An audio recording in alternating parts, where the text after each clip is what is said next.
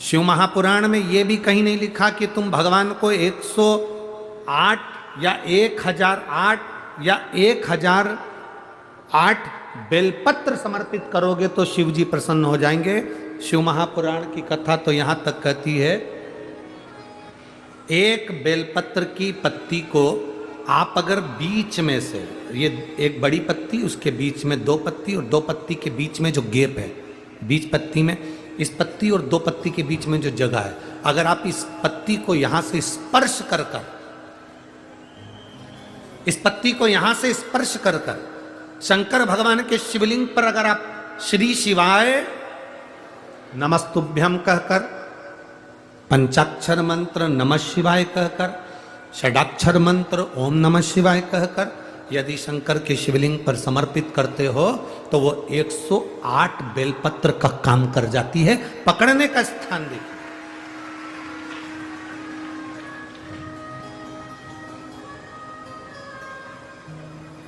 ये स्थान की बड़ी मूलता है, जो थोड़ा सा समझेंगे अपन, थोड़ा ध्यान देंगे तो ये जो ये स्थान है ये बड़ा मूल माना गया। बेलपत्री की बड़ी पत्ती, नीचे की 2 पत्ती, उसके बीच में जो खाली डंडी जो दिख रही है, इसको अगर पकड़कर बेलपत्र समर्पित कर रहे हैं तो 108 बेलपत्र के बराबर हमें फल प्राप्त हो रहा, 108 बेलपत्र। और समझिएगा, मान लो आपके पास में ना पीला चंदन है, ना लाल चंदन है, ना अक्षत है, ना पुष्प है, ना कोई सामग्री है, ना दिया है लगाने के लिए। शंकर जी के मंदिर में लोटा भर के जल लेकर गए हो, आज तुम्हारे पास में हो सकता है जल भी नहीं है, लोटा भी नहीं है, तो जिस शंकर जी का दर्शन करने गए हो उन्हीं की बेलपत्र को उठाओ और बेलपत्र को उठाने के बाद पहले अपने हथेली पर रखो, अपना हाथ रखकर बाबा से प्रार्थना कर कर बेलपत्री की मध्य पत्री, आगे वाली पत्ती को पकड़कर अगर वो बेलपत्र हम शिव जी को समर्पित करते हैं तो हमारा पीला चंदन, लाल चंदन, दिया सब बाबा को समर्पित हो जाता है उस बेलपत्री में। एक बेलपत्री का सुख हमारे जीवन का एक आनंद दे देता है।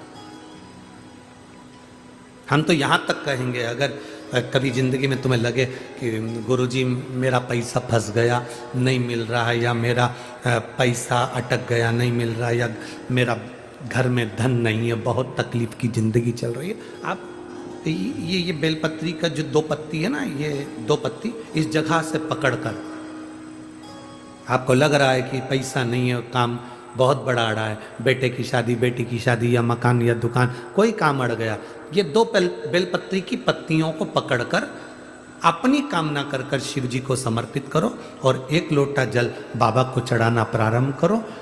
20 से 22 दिन इंतजार करना, मेरा बाबा हाथ पकड़कर कुबेर भंडारी भंडार जरूर भरेगा।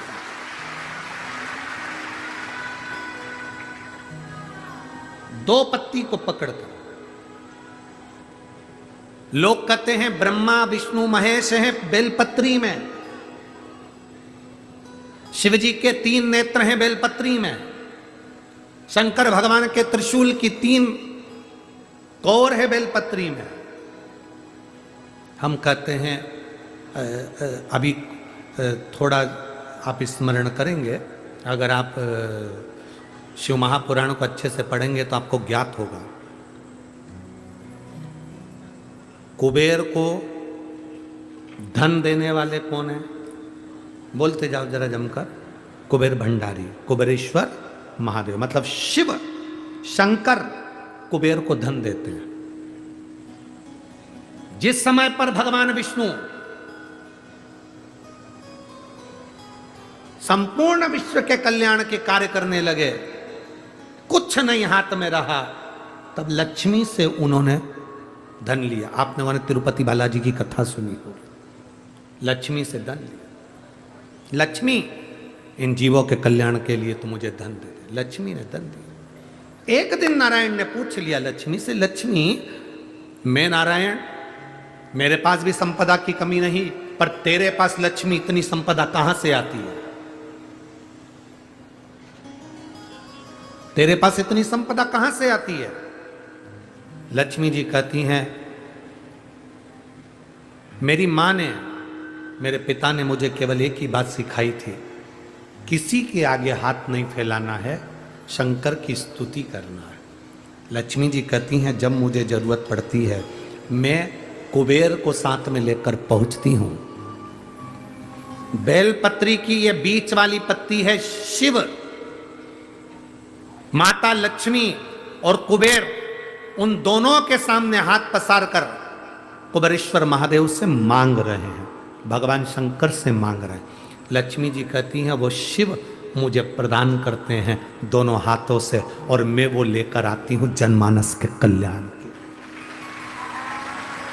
जब हम शिव जी को बेलपत्र चढ़ाते हैं तो इस तरह से पकड़कर जब हम कामना कर कर चढ़ाते हैं, इन दोनों पत्ती को लक्ष्मी और कुबेर का स्मरण कर कर, कुबेरेश्वर बाबा का स्मरण कर कर जब हम शिव जी को समर्पित, हाँ थोड़ा सा ध्यान देंगे, बेलपत्री की जो डंडी होती है वो शिवलिंग पर जब चढ़ाई जाए तो जब हम दो पत्तियों को पकड़कर चढ़ाएंगे तो इस डंडी का मुख जहां अशोक सुंदरी की जगह है, जहां से पानी बहता है, इस डंडी का मुख उस ओर होना चाहिए, बस इतना जरूर इसमें, तो डंडी का मुख उस ओर हो जहां पानी बहता है।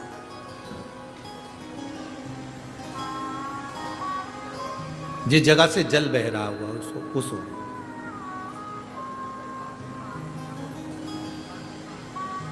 बीस 22 दिन प्रैक्टिकल करना। सियोर वाला महाराज कहीं झूठ तो नहीं बोल रहा है? पकड़ना चाहिए, अगर झूठ बोले तो तुरंत पकड़ लो। हे महाराज, अगला पत्र तुम ऐसे ही भेज देना, ओ महाराज झूठ बोले थे तो पकड़ना चाहिए। कहीं सियोर वाला महाराज ने झूठ तो नहीं कह दिया? बेलपत्र को कहां से पकड़ना है, किस स्थान से पकड़ना है, किस जगह से पकड़ना है और कैसे बाबा को समर्पित करना है, उसका भी वर्णन हमारे शास्त्रों में लिखा हुआ है, जिससे हमें फल की, देखो ये बेलपत्र, कई लोग कहते हैं ऐसा क्या होता है कि यहाँ से पकड़ोगे तो ये फल मिलेगा, यहाँ से पकड़ोगे तो ये फल मिलेगा, यहाँ से पकड़ोगे तो ये फल मिलेगा। हमारा कहना इतना सा है, जब बॉटल चढ़ाते समय यहाँ नस नहीं मिलती तो यहाँ देखते, नस यहाँ नहीं मिलती तो यहाँ देखते, सुई बॉटल चढ़ रही है, नस ढूंढना है, यहां देखते हैं, फिर देखा कि यहां एक नस है, उसमें सुई चुभाई, बॉटल चालू करी, थोड़ी देर बाद ये नस फूलने लगी, हटा दिया, फिर इस हाथ में देखी गई, फिर पांव में देखी गई, अर्थात बॉटल चढ़ना। नस ढूंढो कि वो नस कौन सी है जहां पर हम पकड़कर बाबा को बेलपत्र चढ़ाएंगे तो हमारा भी जीवन का कल्याण हो जाए, वो नस पकड़ेंगे।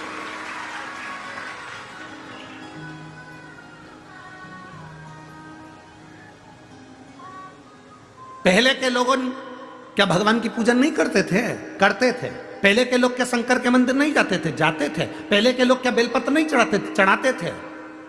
पर उनको यह नहीं ज्ञात था कि जल चढ़ाने से क्या फल होता है, उनको नहीं ज्ञात था कि जल पीने से क्या फल मिलता है, बेलपत्र खाने से क्या फल मिलता है, शिव जी को बेलपत्र चढ़ाने का क्या फल मिलता है।